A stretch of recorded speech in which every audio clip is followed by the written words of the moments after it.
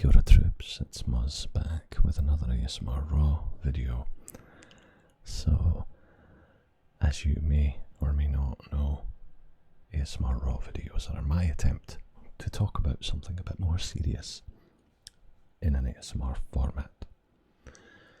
It's probably a very self-destructive and stupid thing for me to do, but I'm on a journey to try and be myself, to be as authentic as I possibly can.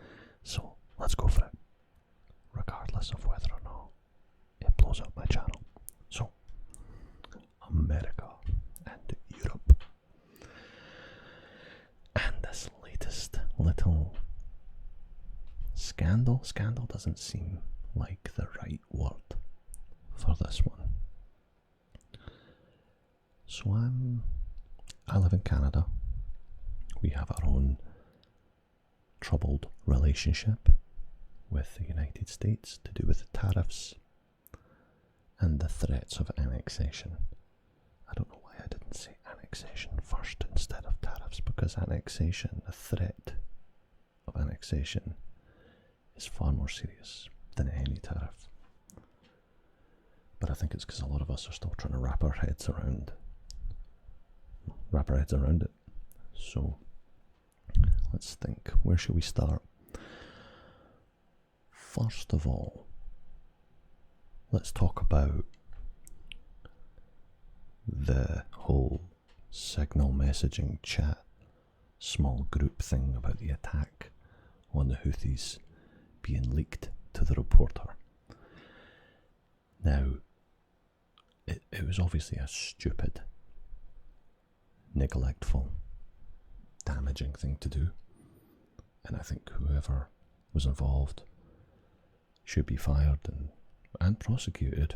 Of course, it's not going to happen, because that would mean that Trump would have to admit that some of his very awesome people maybe are not quite so awesome, and it would be a bit of a bumpy start to his presidency. I mean, I think it's already quite bumpy, but this certainly would be a difficult thing for even him to spin as a success. So, what I want to talk about though specifically is not the leak, because I feel like I'm not surprised by that. I'm not surprised that this stuff got leaked, because I do think that these people seem quite incompetent. They seem quite loose. Yeah, and they don't seem to have a lot of integrity when it comes to the truth and owning up, and arguably even to adhere to the oath that they all gave. But let's put that aside for a minute. I'm Scottish, I'm also a New Zealander, and hopefully this year I'm going to become a Canadian if I go for my citizenship. So I'm from the UK, and I live in Canada. Two places that have interesting relationships with the United States, and there's such a sense of betrayal going on right now. Such a sense of your best friend sort of just kicked you in the teeth. Now that's fine, because Canada and the UK and the rest of Europe have relied on the United States for far too long. What they call the peace dividend after the Cold War, we all kind of dismantled our militaries because the USSR was no longer a big deal. The Europe, really, the EU especially, for all its faults, has become a really good model for how multiple different countries can come together with free movement and a single currency, and generally speaking, best friends now. I mean, nobody should hate each other more than the French and the Germans, especially the French hating the Germans after World War II. But now, or for a long time, as far as I can tell, good buddies now. So we all started to spend less money on our own defence, to our own detriment, and as much as it pains me to admit it, Donald Trump was right about complaining about that. And ultimately, I think he's going to get his way, or he is getting his way, but not for the reasons that I think he thinks. This recent little scandal with the messaging showed quite viscerally and raw how these people view Europe, and we know how they view Canada too, as pathetic freeloaders. And I'm glad that happened, because it hopefully will snap out of their funk or their complacency any influential politician in Canada or in Europe who are still clinging on to the idea that no matter what, the US will always come and back us up. And hopefully this has finally made these people go, shit, yeah, we really are on our own now. And that's a good thing, because there's a perception out there that Europe is weak and the United States is strong. Now that's true in many ways, but it doesn't have to be that way. Europe has, the EU has more, like 500 million people, and if you include some of the non-EU countries, you're starting to get up to 700 million. First world countries with arguably pretty decent economies, all things considered. There should be no reason why we should ever rely on the generosity of another country to kind of back us up. So I've always been a proponent, as much as I love and have grown up with American culture, American music, TV, it's everywhere. And that's fine. It's not like I grew up with Russian TV and Russian media and I didn't like it. American values, at least the ones that were broadcast or shown when I was growing up, were values that I liked and values that most of us had. You know, freedom, independence, the ability to speak your mind, freedom of speech, things like that. Now, many of us already had these things in Europe, thankfully, but having the world's most powerful country back you up in those values was always a good thing. You know, it was like, yeah, we're all part of the same club, and we're better together. And because of that, certainly my country, the UK, has fought and bled quite a few times. Certainly, more recent memory would be the Gulf War '91. Then you've got the unfortunate Iraq War in 2003, and the Afghanistan War, which, by the way, was the only time that Article 5, the collective defence of NATO, ever kicked in. After 9/11, we all, to the extent that we could, aided the United States in their defeat of Al-Qaeda. I think the United States most certainly could have defeated Al-Qaeda on their own if we all just sat back and did nothing. But we didn't. We helped out. And we had our own missions and we had our own casualties and so on. And this recent rhetoric coming out of the US seems to just suggest that none of that mattered. That Canadian soldiers who died in Afghanistan, but what was the point? I mean, you could ask what was the point anyway, but what was the point in helping a friend when your friend treats you worse than our enemies?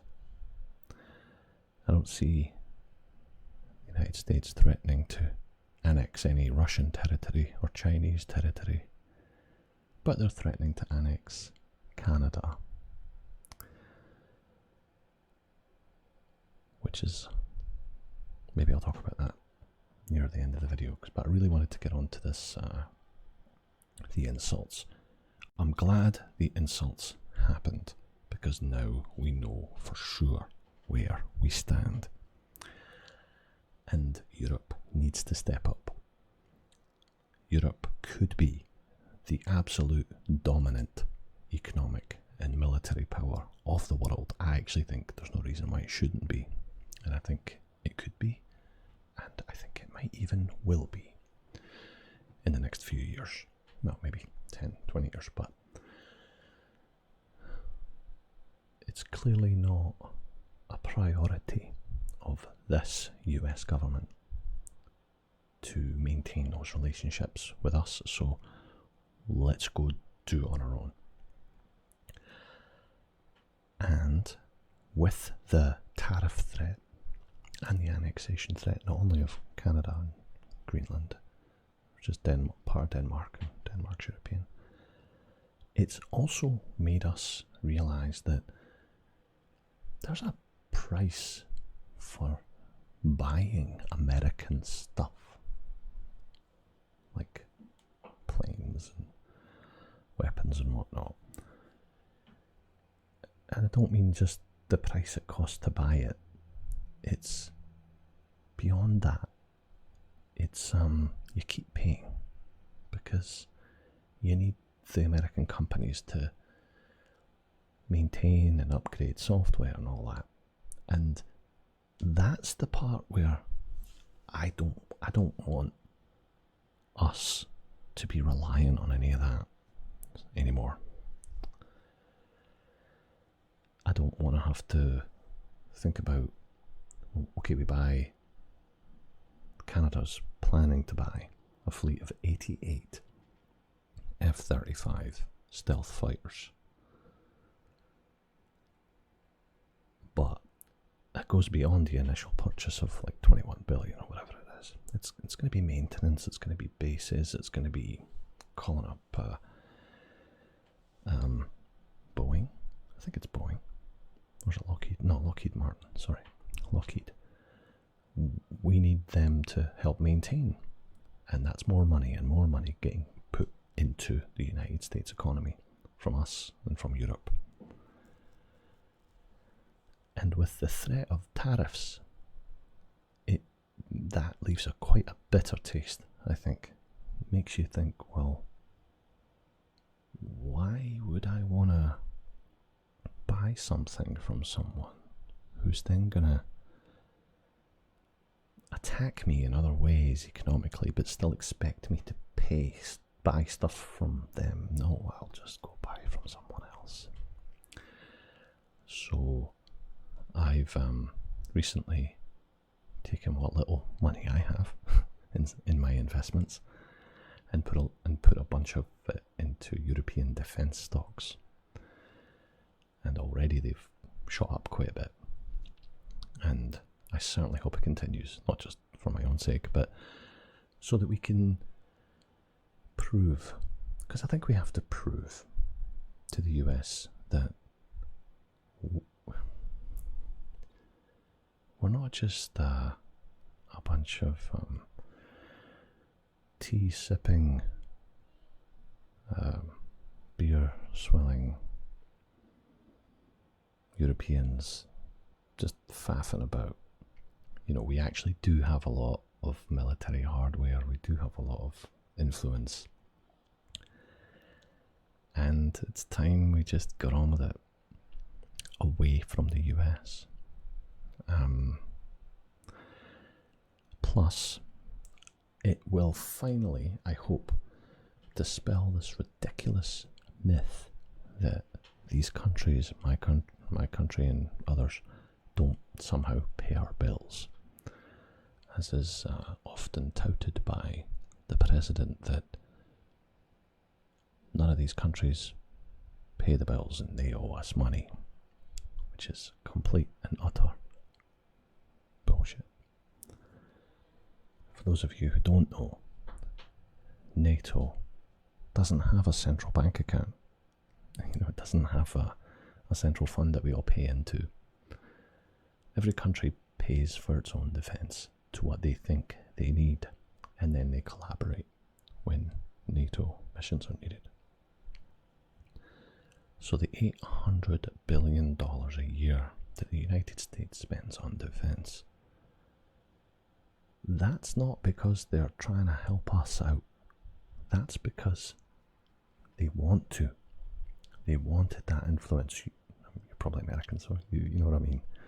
Most of my viewers are American. The bases that you've got, the influence that you've had, the cultural influence, the military influence, the kind of world police, these were all amazing things that I think America did. But that time's come to an end. And what I find interesting is Trump always went on about rebuilding the military, because he made it sound as though it was weak, when it most certainly wasn't.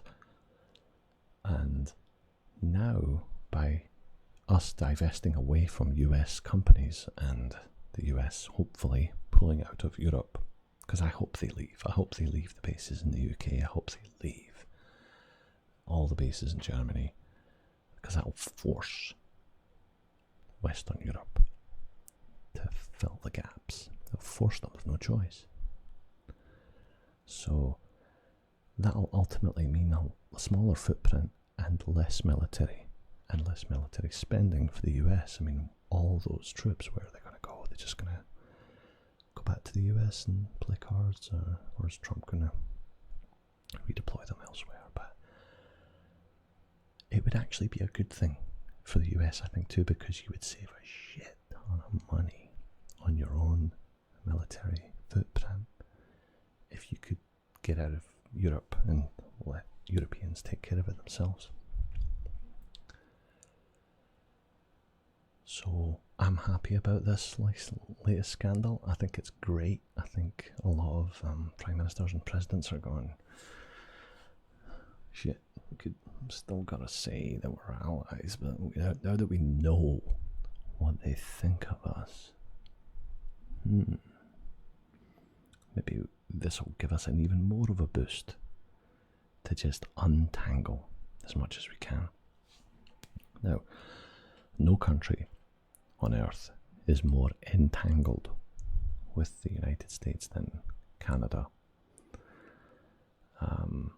I thought it was a mutually beneficial relationship, one that Donald Trump himself signed off on a few years ago with the new NAFTA, the USMCA, or CUSMA as we call it here. But apparently that deal he signed, the best deal in history, isn't the best deal in history anymore. He thinks it sucks. So he's now tariffing us. That's fine. He's allowed to do what he wants. The United States is allowed to tariff anyone, as are we. So when it comes to my level, like the regular person down at the supermarket, it's amazing. It's been amazing seeing all the American fruit and veg, packaged goods sitting on the shelf, heavily discounted, and no one's buying it. everyone has been buying Canadian or Mexican or anywhere else they can get stuff from. And it's really made us realise that there's a lot of brands that we didn't even know about that were Canadian. So there's a whole bunch of Canadian brands and businesses starting to do quite well because of this movement. And it's really galvanised Canada into more of a defensive posture. The only thing I don't like, well, one of the things, probably one thing I don't like that I can point to, excuse me, is the booing of the national anthem at sports games. I don't like that. It's not helpful. And people going around attacking Teslas, people's private cars that they've already paid for, that Musk has already got the money from. That's not helpful. That's just going to drive people more and more angrily into the other camp if they weren't already there. So, but that's life, you know. People do stupid shit. But the threat of annexation, that's not cool at all. And the way Trump, God, the man is such an idiot. Talking about an artificial line on the map, somebody just drew an artificial line. It's like, yeah, that's what borders are. If you look at Google Maps, there's lots of them all over the world. Artificial lines. They're called borders, you stupid. Do you know what I mean? So, it's kind of scary to hear that artificial line. That's just an artificial line. Who cares? Now, if the US ever decided to attack Canada with force, obviously there's nothing we could really do. But I'm confident there would be resistance, and that's where it would get really bad. Yeah. Because I can't see us just accepting it. We look like Americans. Many of us sound, maybe not me, but many of us sound like Americans. And so if there ever was some sort of rebellion or resistance, it would be bad. And I know that everyone thinks Canadians are polite and would just, I don't know, roll over. That wouldn't happen. We have the same population here as Afghanistan does, 40 million. And we actually have more gun owners here than Afghanistan does. And you saw how Afghanistan turned out. I know it's not exactly the same. There was the Taliban and Al Qaeda, but it's not an easy thing, even for the United States, to just walk in, take what they want, and occupy a country without some pretty serious consequences. And I would hate to see that. Obviously, a lot of people on our side would be demolished. But the prospect of American tanks rolling over the border into Canada, bombing our cities, or maybe even just occupying ports and airports to try and get access to our minerals and whatnot. We wouldn't just let that happen. That would be a quagmire, just like any other. And I wouldn't have thought that the American people would be ready for that again, especially to their neighbour and ally, previous ally.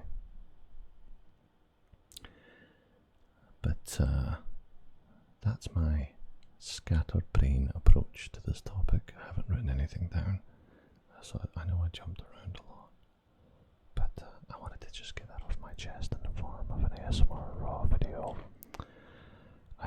doesn't upset you or whatever, but maybe you find it interesting, maybe you find it relaxing. You just switch your brain off and don't listen to me and just hear the words, but don't listen.